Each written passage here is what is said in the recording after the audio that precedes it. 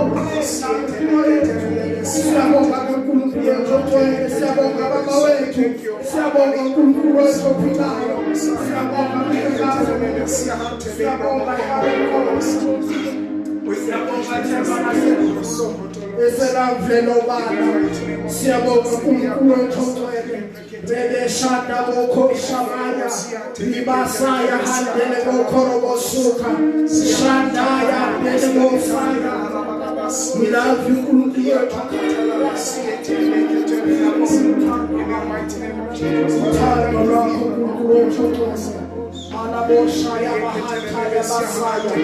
hallelujah, hallelujah, hallelujah.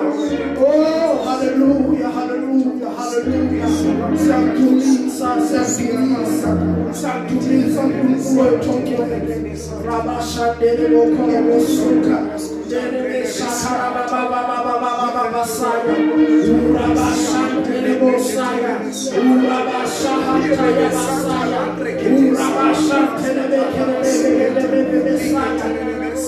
Oh, we thank you, Jesus.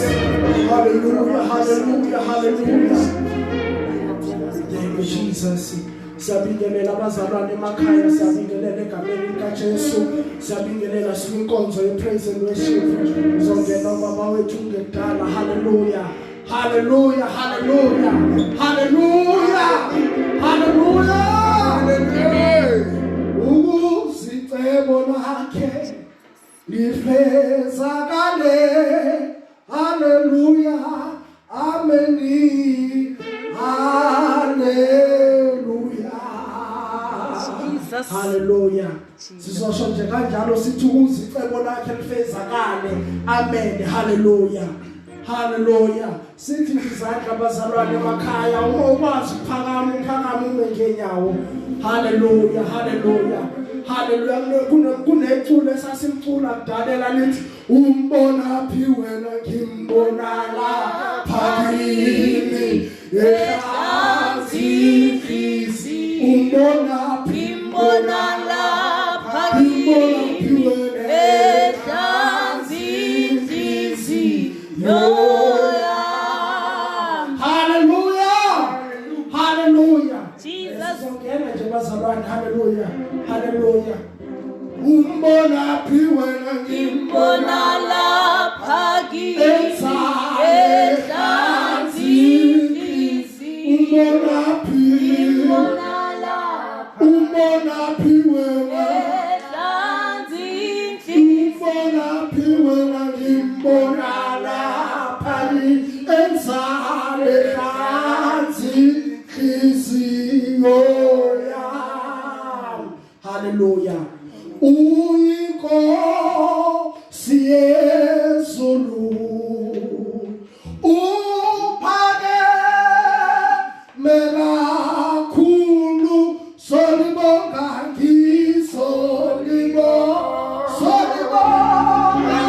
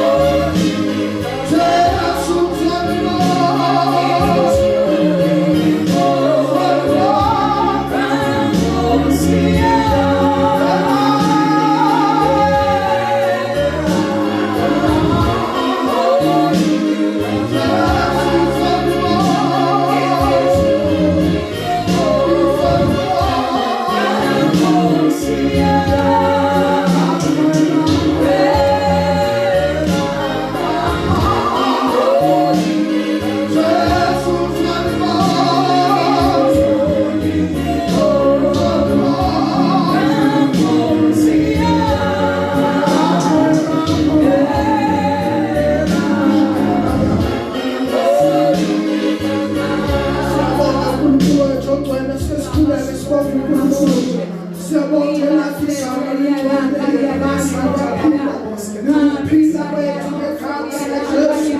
give you the praise to you as the way of honor you. Honor you, Jesus. Honor you. Honor you. Robo Shaka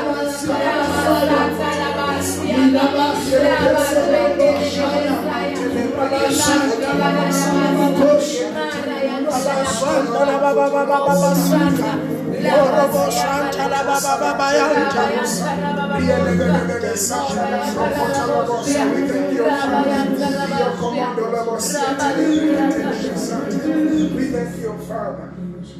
We thank you, Jesus. Ali safari na manyama mageni na toni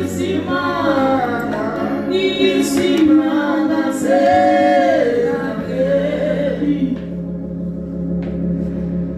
Ali safari na manyama mageni na toni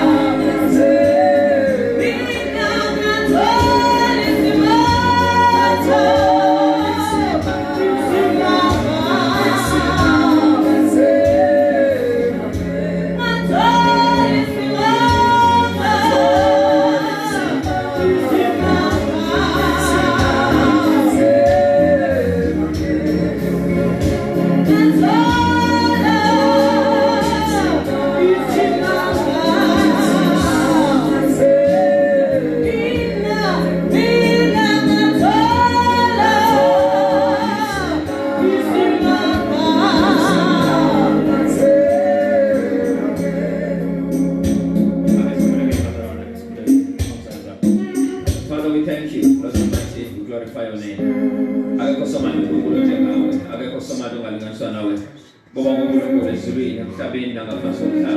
you, Father, for such a time as this. We worship you, my Master.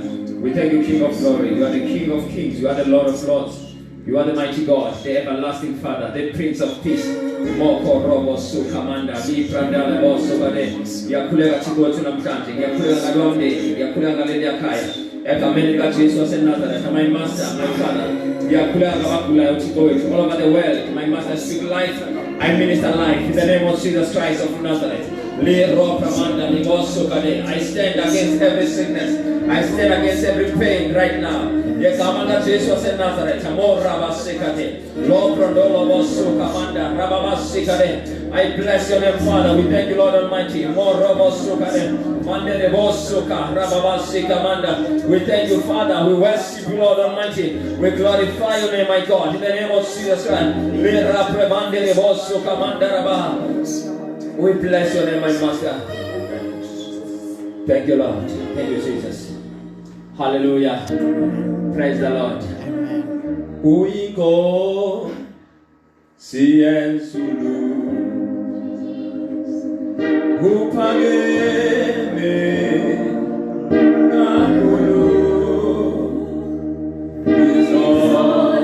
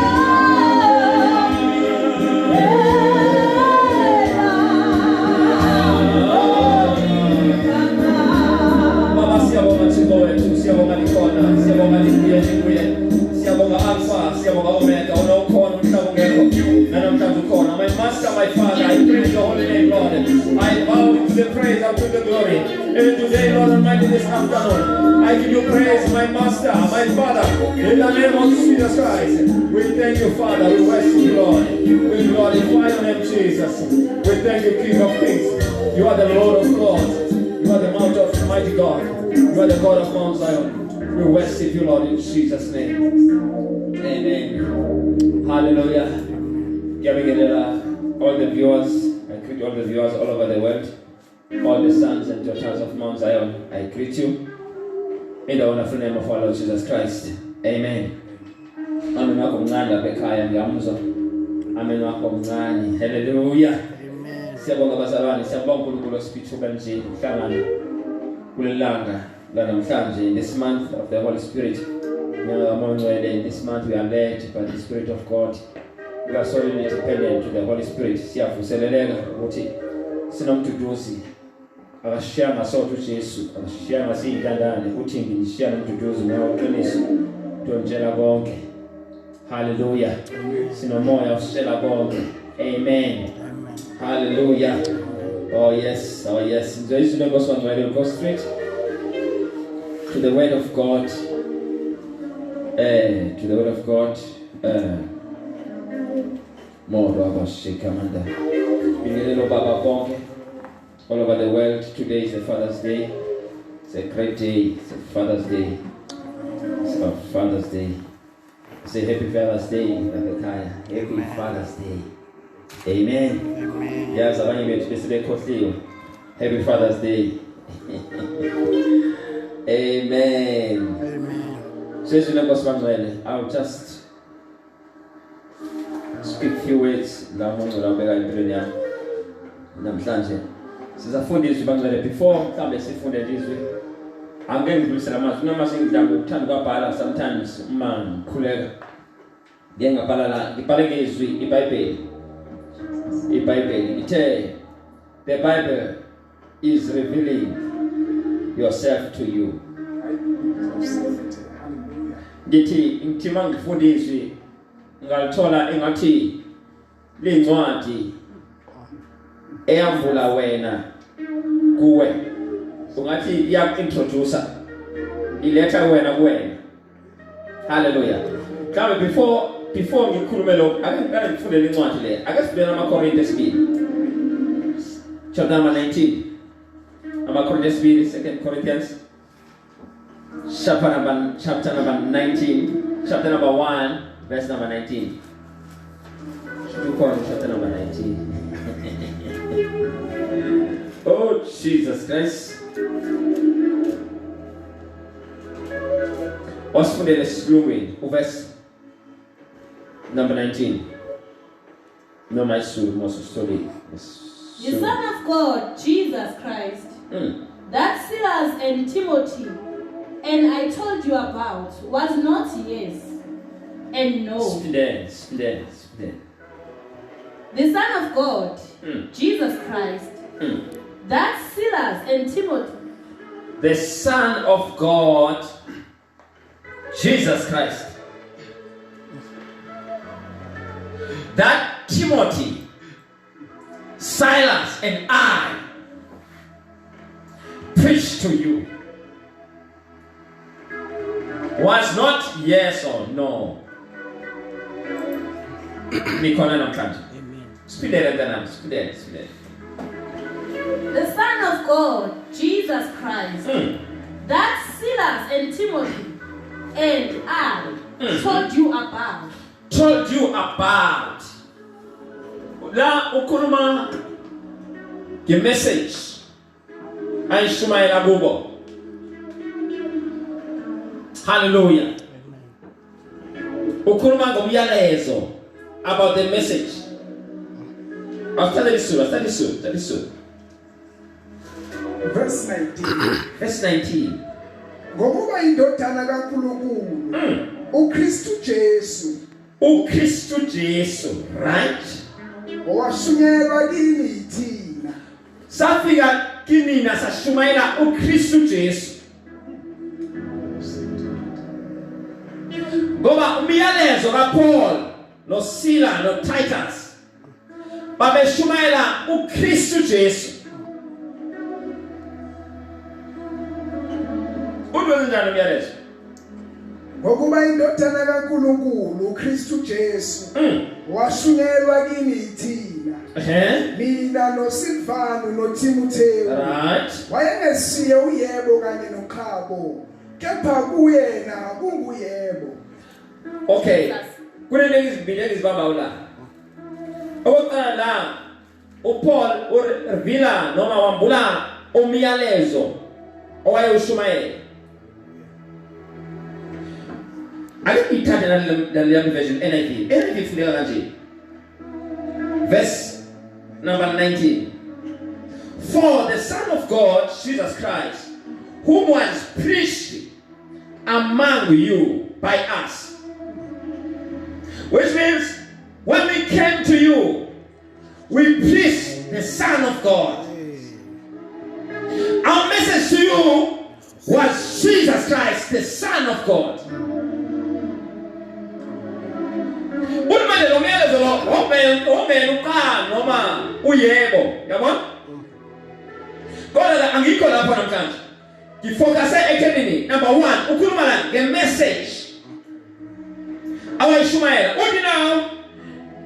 This message that he preached was Jesus Christ. Yes. Hallelujah. Amen. Hallelujah. Amen. Spirit la pessoa me spirit. The Son of God, Jesus Christ, that Silas and Timothy and I told you about. Ngithi Timothy no Sila no Paul mabeshumayela. Ayikula bayishumayela bashumayela uChrist. Unisifika ngisashumayela uChrist. Whatsoever we said to you, it was Christ. Lokhu bangalekile kungambulela ukuthi uma kukhulunywa ngezwi. Lokhu noma ngathi lokhu confirm ukuthi ngempela izwi uChrist. Eqaleni wayekhona ulizwi. Ulizwi enkulunkulu. Now, when you preach the word, you are preaching Jesus Christ. Obela uJesu uyizwi. Ulumade masifika kini, sifika sangishumayeza uJesu. Nikhona bazalwane. Now, la mangwele into ngileta la, ngifanizwe la. Into ngileta la, now mangifunda kahle ngizama ukubheka. Now ngoba manje i-attention yami lapha iba ukuthi his message is Jesus Christ. Jesus. Now, yes, I will pay message yakhe manje. Ngidala ngibhekele incwadi kaPaul. Akangibheke this Pauline revelation. Esambule siza noMapostle Paul. Ngoba manje uPaul yena uthi hayi umyalezo wakhe uJesu. Into ayikhulumayo ukhuluma uChrist. Momlalela kahle ukhuluma uChrist. No, mangifundiswe. Ngiyanothisa ukuthi mangimcheka kahle izwi uPaul wambula i-new creation. Wambula isidalo esisha. Ukhona umuntu amambulayo. Kunomuntu akhuluma ngaye. Nikhona bazalwane. Amen. Lo muntu lo mayikhuluma ngaye uthi umyalezo wamkini. Unifika sanishumayeza uJesu Kristu. Nama mfundiswe. Ngiyathola ukuthi kunalento yakhuluma ngayo. So, bazalwane, mhlambe akasibheke le ncwadi so that you understand. Akasiyeni kuJohn chapter 1 verse 15.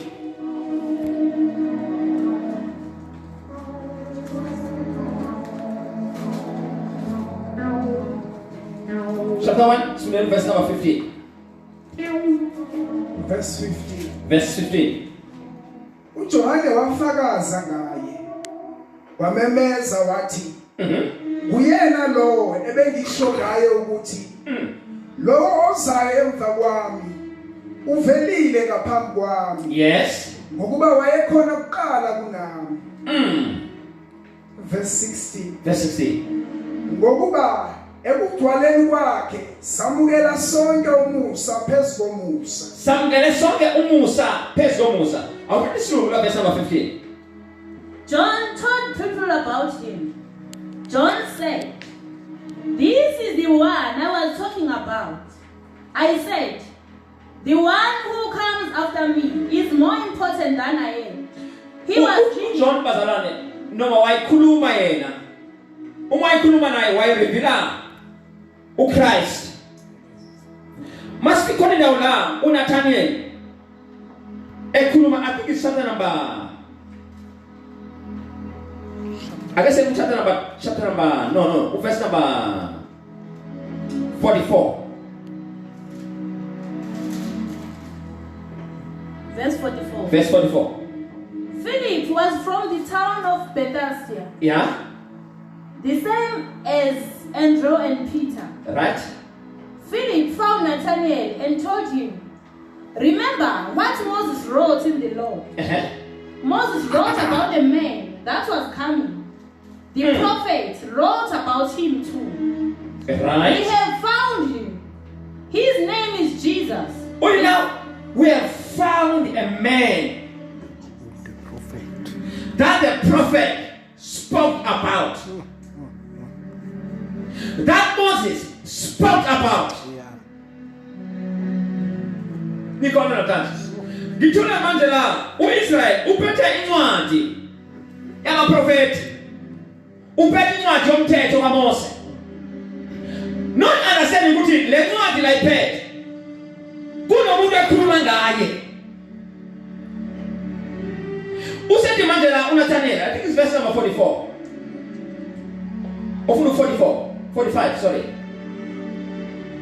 Philip found Nathanael and told him, "Remember what Moses wrote in the law.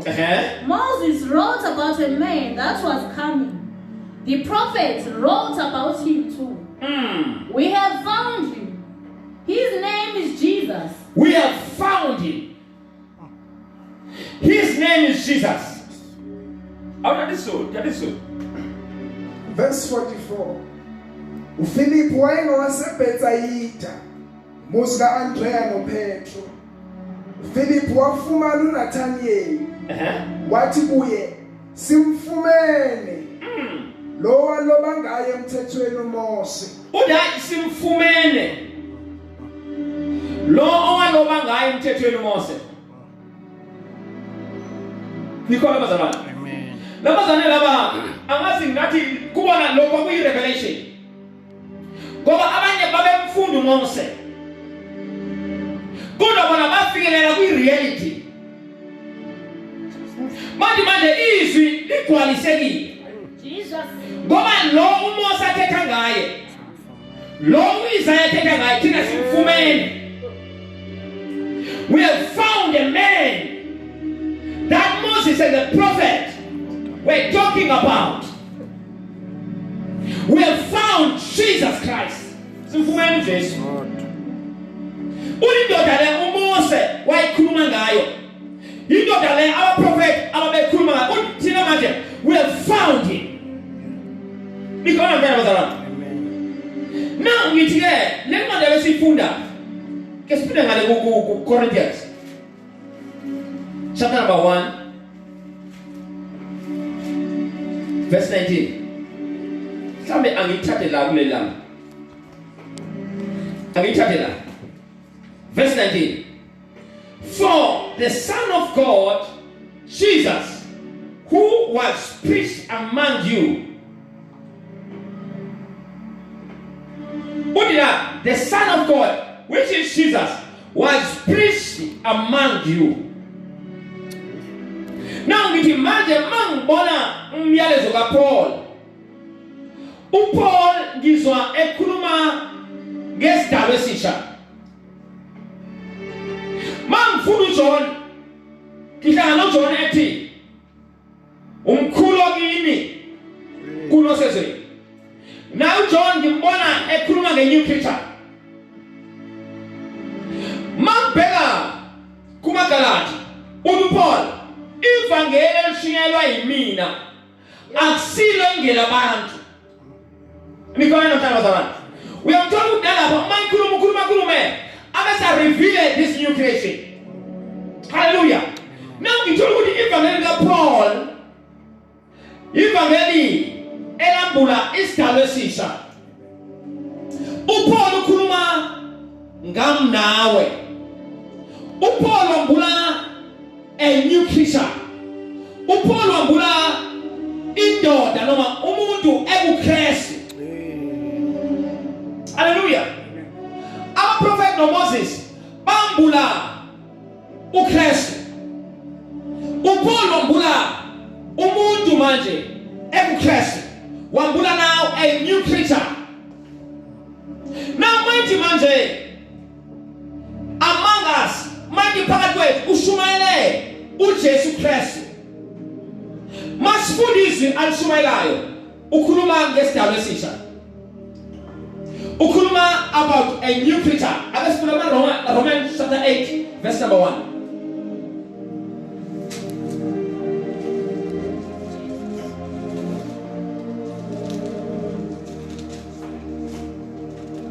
Verse 1. Verse 1. Kanjalo akusekulahlwa kwaba kuKristu Jesu. Ngokuba umthetho kamoya wokuphila okuKristu Jesu ungikhululile emthethweni wesono nowokufa. Ivangeli lashumayela leli. Uthi lapha kule ncwadi uthi la verse number 19. For the Son of God Jesus Christ who was preached among you. Now, my Ishmael, Son of God, we Ishmael Avanji. Accept Uglashwa, Wababu Christ to this. Ukuluma Gendota, Egu Christ. You know, the man Kulume Balimite, Man Pepe again, I notice is revealing you to yourself.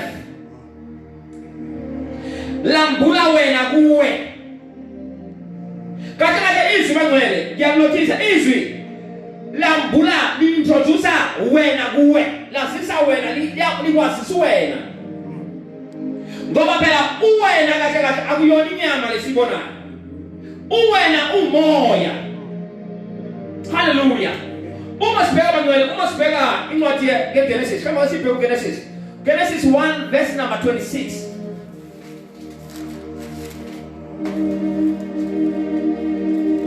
Gitile ncwadile yambula wena kuwe. I-introducer wena kuwe. Yasisa wena kuwe. Is introducing a new man. Hallelujah. Katika mwana umuntu lo katika ungumoya. Hallelujah.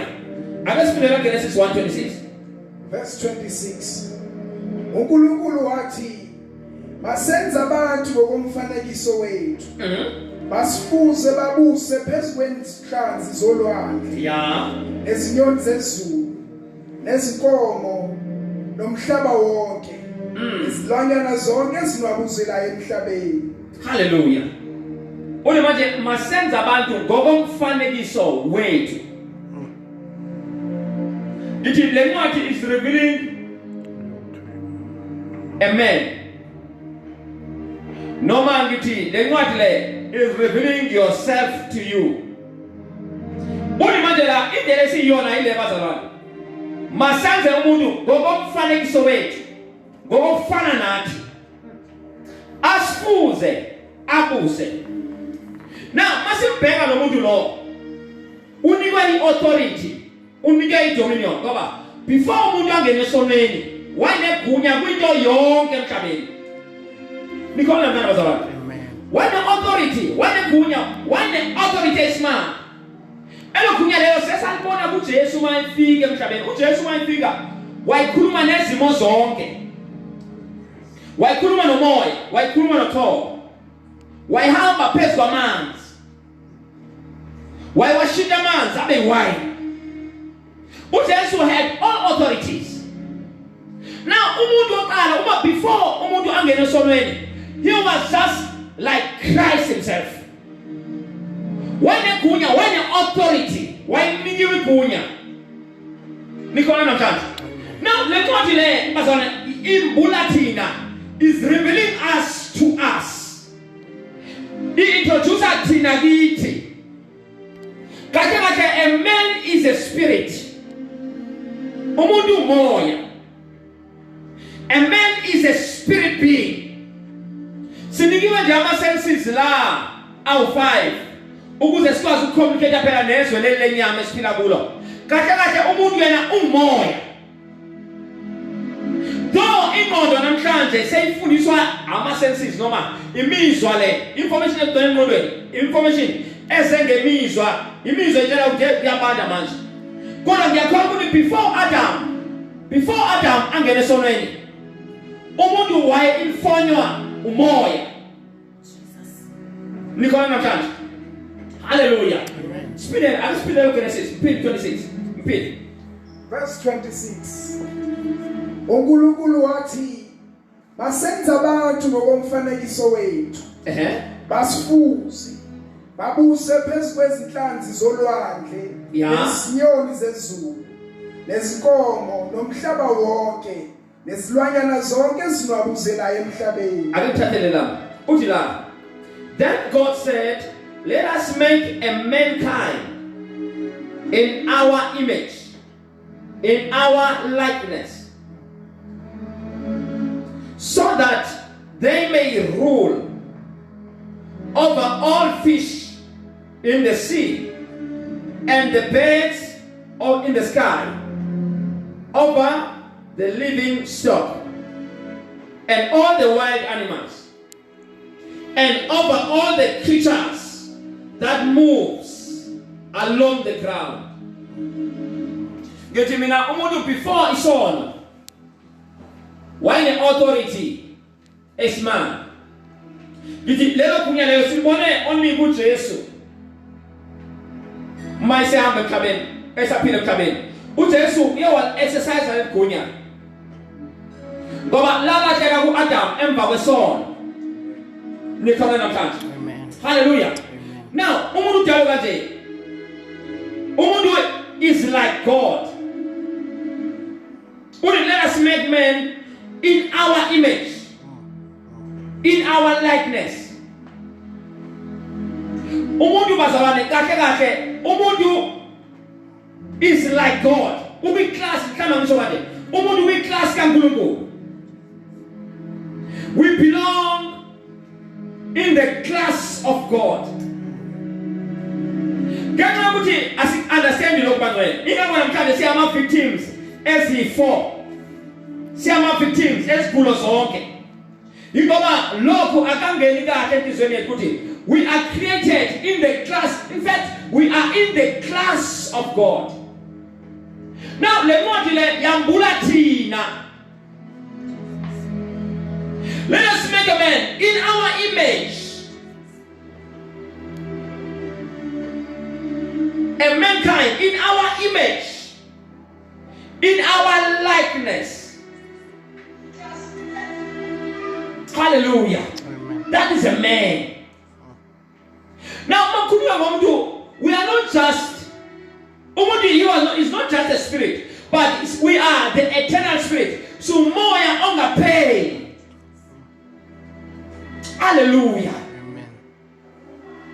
We are created in that image, in the image of God, in the likeness of God. That is a man. Praise God. Amen. Now, the word of God is revealing us to us. Is revealing you to yourself. Yourself, whenever kade ungumoya, yabona Adam wabunja uthanda number 2. Kwase kunjwa manje inyama. Futhi ngiyakholwa ukuthi uAdam before akisono noma senses ayikhona ayingasebenzi. Ngoba phela uAdam wayenjengoNkulunkulu. Let us make a mankind on our image to be like us. Hallelujah. Praise the Lord. Akasema kuma Psalms chapter 8.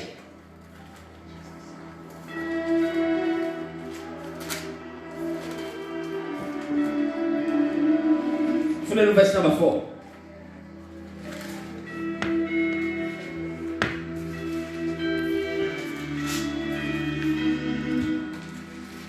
Verse 4. Verse 4. Umuntu uyini ukuba umkhumbulo. Indodana yomuntu ukuba uyinake na. Yes.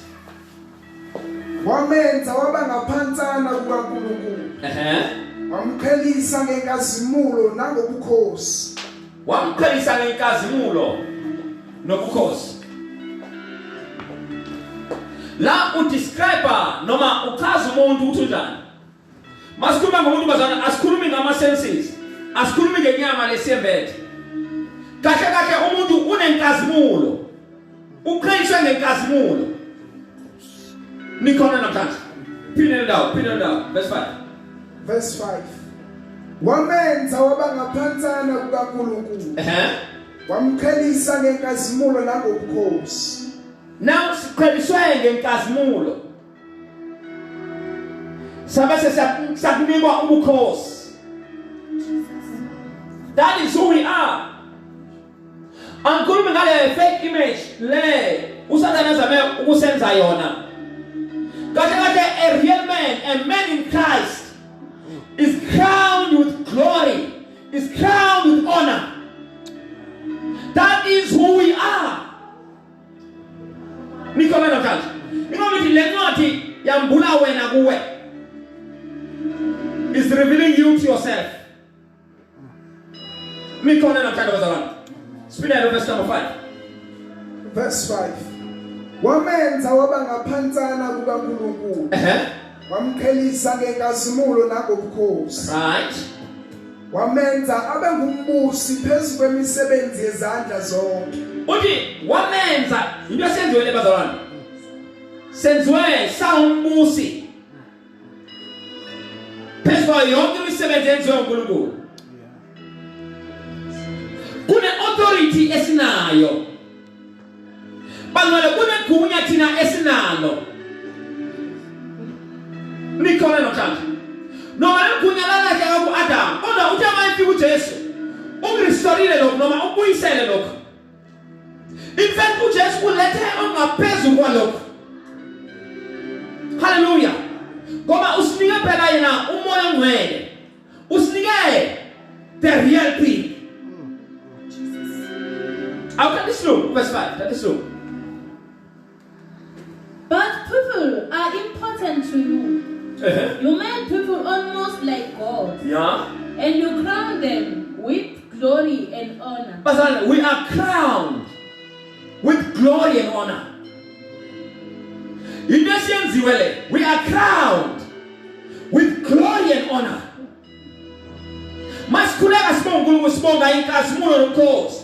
Father, I thank you for you have crowned me with glory and honor. We have glory and we have honor. Until we realize who really we are. Until we realize that Amanda Abiti, only we are crowned with glory and honor. Now, remember that school and the Abanda Bangurugo. Sina kulebe abantu abangamasayo. Ngoba phela a doubter always ask for what belongs to him. Umuntu ongamasayo uyacela kuNkulunkulu sometimes after into ayinikeziwe. Tina we are crowned with honor and glory. Asiyabilanga ngokwama senses. Asiyabi ngokwama feelings with how do we feel? No.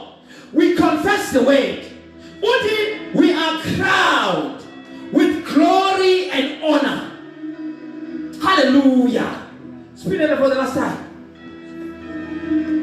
But people are important to you. You made people almost like God. We are important to us. We are important. We have made people important to you. Now, we are important to God. You are important. I am important to God. I am crowned with honor and glory. Hallelujah. Jesus. I am crowned. I am With crowned honor and glory. with honor and glory. We are crowned. We are important to God. We are important to God. We are crowned Jesus. with honor and glory.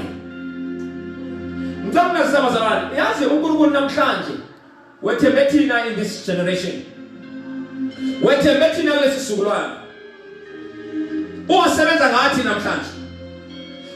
he has crowned us with honor and glory. Hallelujah. And you crown them with glory and honor. You put people in charge of everything you made. We have put people in charge of everything you have made. We are in charge of everything. Mind everything he has made. Even though Satan was created. Even though Satan was created by God. Now we are in charge of everything God has made.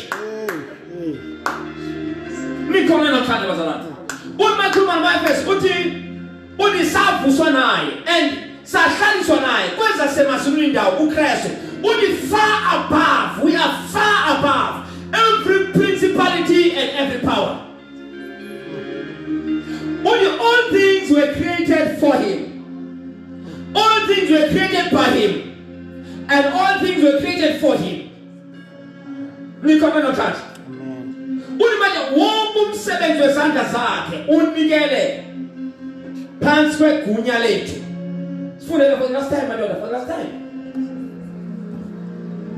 But people are important to you. You made people almost like God. Yeah, we are important, And you crown them with glory and honor. We are important. We are crowned with honor and glory. Hallelujah. Amen. Yes, You put people in charge of everything you made. You put everything under their control. Everything under their control. Under their control.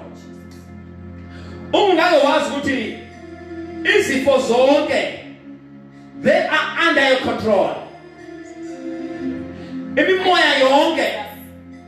Under your control. Gishonalo COVID-19 law is under your control.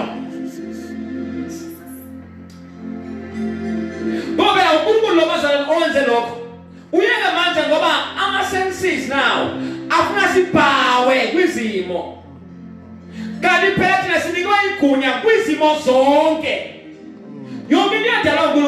Everything that was created is under our control. Even the devil is under our control. Jesus.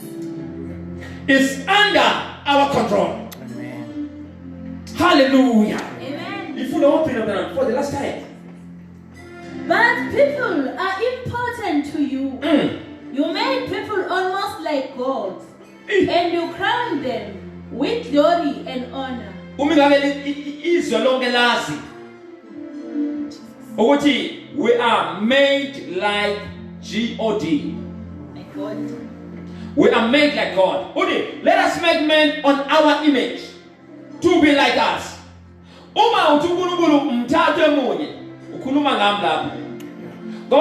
Let us make men into our own image. If it's God the Father, Son, and the Holy Spirit, I am just like that. God against when the Father and the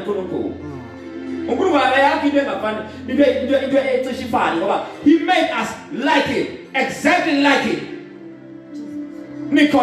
Amen. Which means a man is 3 in 1. It's 3 in 1. Nicola no tande wasaba. Nicola no tande.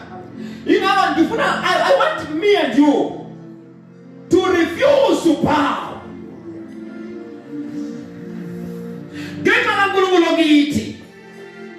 He has created us to be like him. Let us make a man into our image to be like us. He created men and the women, male and the female, which means no mama. We are found in the exactly. You got God the Father, the Son, and the Holy Spirit in you. No more Baba, God the Father, the Son, and the Holy Spirit in you. We have that same authority. I think I am authorized. I am full of authority. I carry God the Father, God the Son, God the Holy Spirit. They are in me. Oh my God. Hallelujah. Hallelujah. I can say Colossians chapter number 1. Verse 15. Ibnada spele evangeli ng Apostle Paul. Kulma ala oti. Ibangala ni shumaile gini. Ayo ngifule dada 19 oti. For the Son of God, Jesus Christ, who was priest among you. Which means my figure, ufika wa shumaile Jesu. Ake simzu shumaile kanjani. Verse 15. Fundele silungwini. Verse 15. No person can see God. But Jesus is exactly like God. Jesus is exactly like God. Yeah? Jesus is ruler over all the things that have been made. He is a ruler. Not just on Kulmangaye. Ulanga Pagapako Genamans. Uncle Jesus only. You could not about the man that lives in you. You could not watch Jesus manage on the path work of a boy. Spinner, Peter verse 15. No person can see God, but Yes. Jesus is exactly like God. Jesus is exactly like God, right? Jesus is ruler over all the things that have been made. He is exactly like God. Now, where can you see him now? I think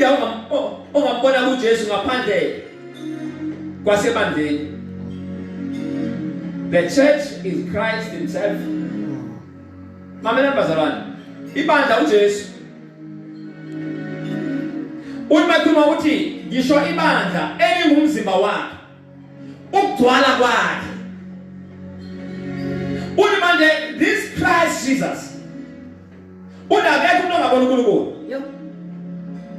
Kodwa phela uJesu ungumfanekiso walo uNkulunkulu ongabona. He is the exact image of the invisible God. Which means if you see Christ, if you see Jesus, we have seen the Father. Umboni lubaba. Oh, Bazaran. Spin it down. Through his power, all things were made. Things in heaven and on earth. Right? Things seen and not seen. Right? All spiritual powers. Spiritual powers. Authorities. Lords. And rulers. All things were made through Christ. Were made through Christ. And for Christ. Ukuzwe uthi asibambene nenyama negazi kodwa asibambene namagunya nemimoya kweza semazulwini indawo. All those rulers, all those authorities were created by him. They were created through him. All of them. Spin it. Through his power, all things were made. Things in heaven and on earth. Yeah. Things seen and not seen. Seen and not seen, right? All spiritual powers, authorities, Yeah. lords, Yeah. and rulers. Lords and rulers. Yeah. All things were made through Christ and for Christ. All were made through Christ. And all were made for him. Yo. You know me, must have a sitting on one way. And one way is representing Christ now. Get on among the logity. O Christ ugiti. Go up, O Christ no one way the banye is one person. This Holy Spirit is Christ. This Holy Spirit is God himself. Now, look at the Kuna Amazon. I connect with it. Una Palapadwa. Go upon my Kuna Uti. Umu Christian. No, if Christ is in you, if Christ be in you, you know, he dwells in us. Lord Christ to be Lord. You know, Jesus. I'm foolish Kurumetangese. I'm foolish Bonentangese. Nicola Nakan.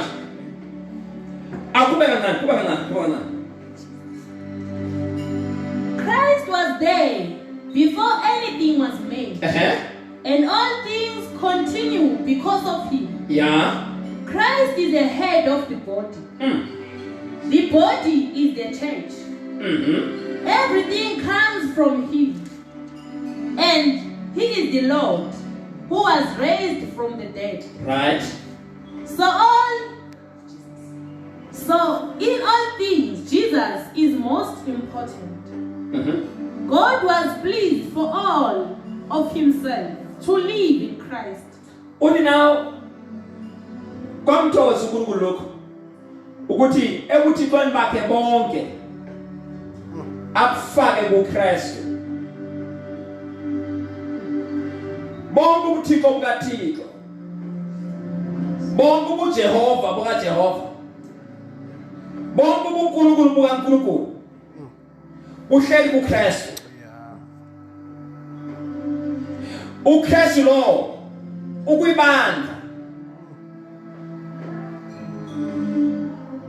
Nikola bazalwana. Ngithi bonke ubunkulunkulu waNkulunkulu ukuKristu. uKristu bazalwana. Now ngithi angifuni sibhawe.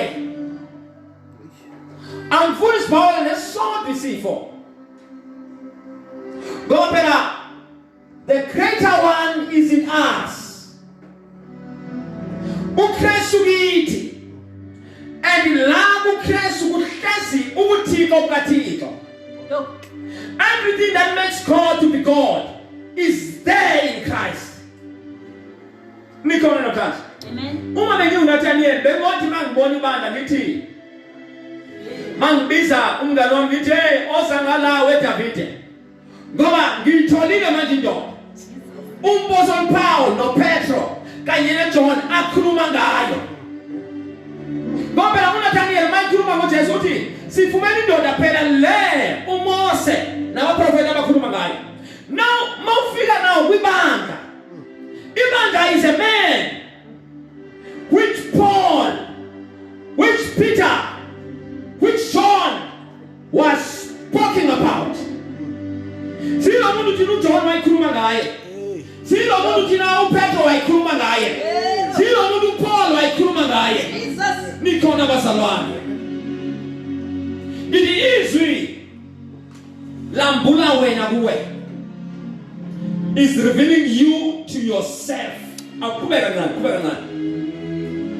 And through Christ, God was happy to bring all things back to himself again.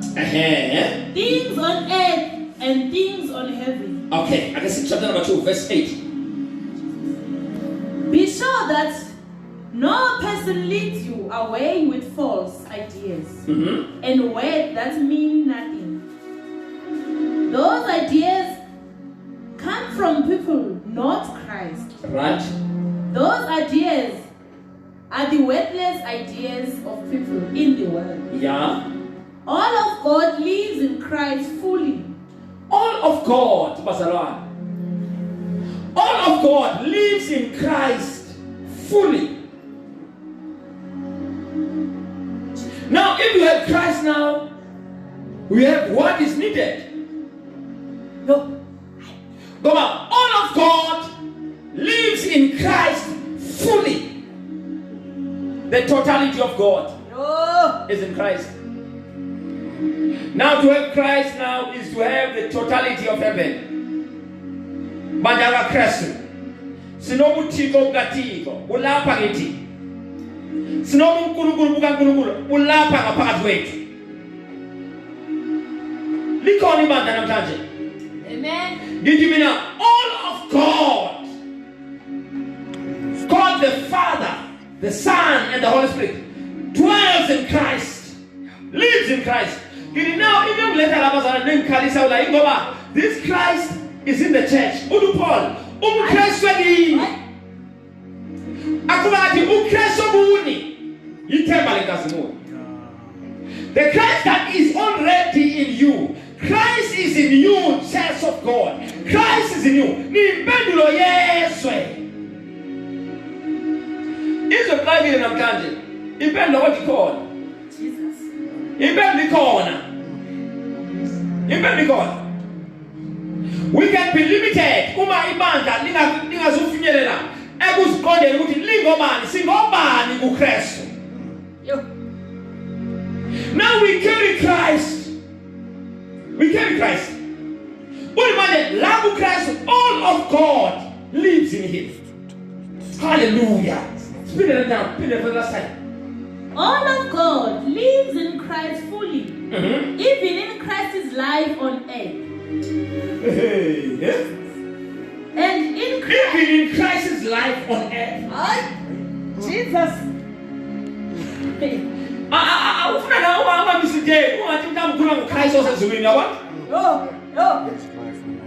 Even in Christ's life on earth. Because Christ is here on earth. Jesus. I can be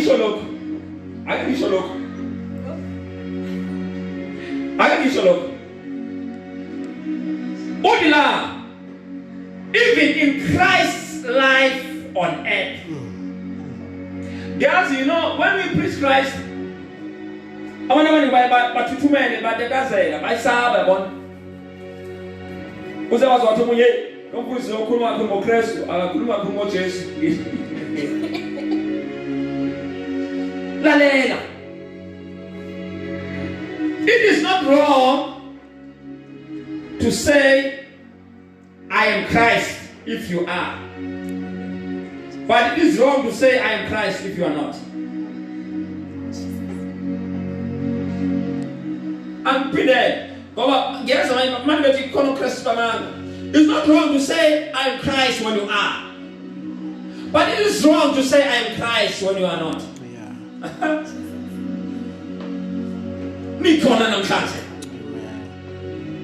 You pin them down.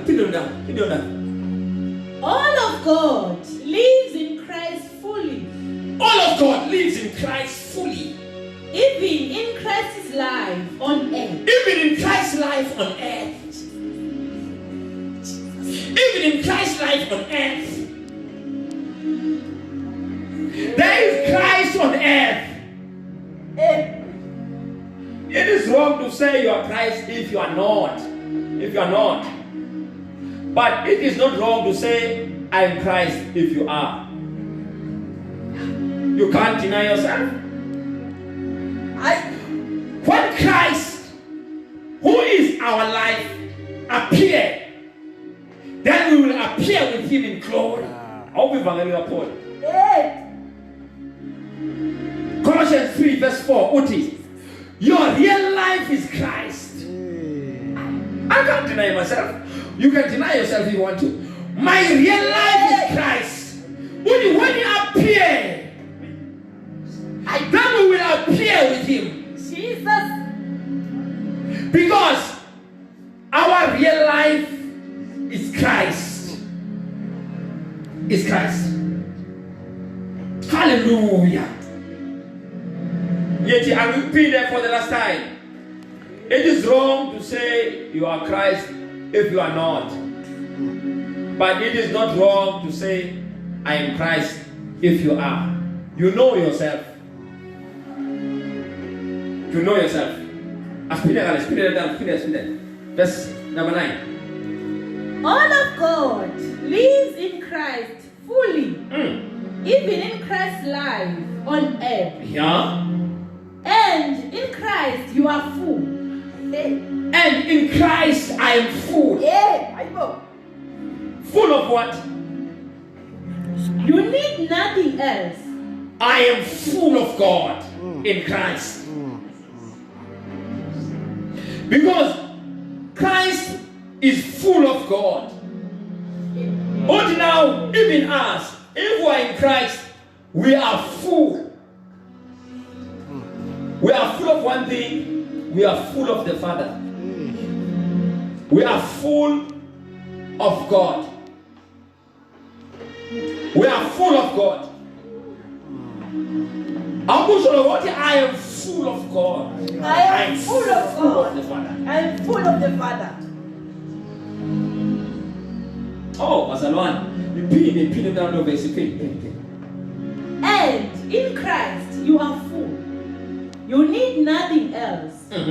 Christ is ruler over all rulers and powers. Yeah. In Christ you had a different kind of circumcision. Right. That circumcision was not done by hands of any person. Corinthians chapter 5, verse number 17. If any man be in Christ, he is a new creature. He is a new creature. He is telling me, are you in Christ? We are as well. Are you in Christ? Because if any man is in Christ, he is a new creature. It will not just call him Shumailo. But among you, I preach Jesus Christ. I'm preaching Jesus Christ even now. Amen. Yes, I'm going to is Shumaila Mina. As the Shumail Tina. Kepa Shumail Christ. Jesus. We are preaching Christ. Only if any man is in Christ, he is a new creature. He is a new creature. Only the old things has passed, the new has come.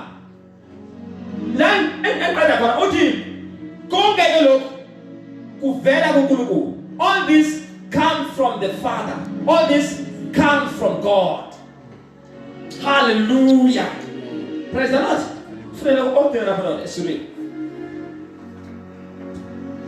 Verse 9. Ngokuba uhlala kuye ngokomzimba. Ugcwala konke koNkulunkulu. Igcwalisiwe kuye. Yena oyinhloko yembuso yonke. Awuthi igcwalisiwe kuye. Igcwalisiwe kuye. Akuzimathela ukuthi ngabe uyena uKristu yena na. You're in Christ. Bese uyamtshela ukuthi mina ngigcwalisiwe kuye. Mina ngigcwalisiwe kuye. Ake sifunde incwadi yokugcina ama-Efesu chapter 4. Asifundele verse number 20. Number 24.